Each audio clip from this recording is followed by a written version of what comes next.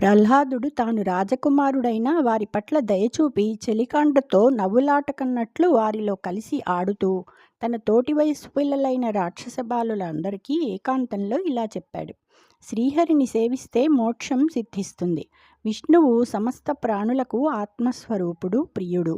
మోక్షం కావాలని కోరుకునే వారికి శరీరం ఉన్నంత వరకు నారాయణుని పాదపద్మాలను సేవించడమే కర్తవ్యం.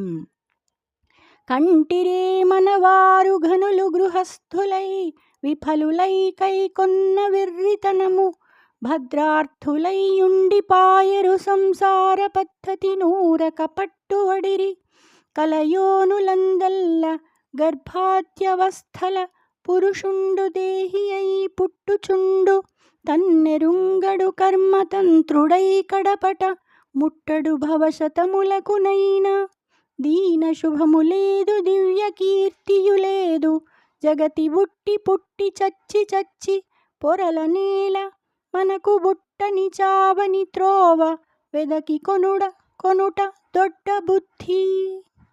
మన వాళ్ళు గొప్పవారైనా గృహస్థులుగా ఉండి వైఫల్యాన్ని పొందుతున్న వెర్రితనం చూస్తున్నారు కదా. మేలు కోరుకుంటూ కూడా సంసార మార్గాన్ని వదలక దాన్ని పట్టుపడిపోతున్నారు.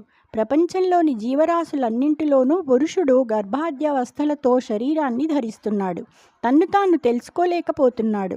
కర్మ పరతంత్రుడై 100 పుట్టుకలైనా కూడా విముక్తి పొందలేకపోతున్నాడు. ఇలా ఉండడం వలన శుభము లేదు, కీర్తి లేదు.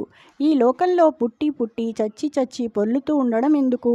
మనకు పుట్టుక చావు లేని మార్గం వెతుక్కోవడం తెలివైన పని. జై శ్రీకృష్ణ.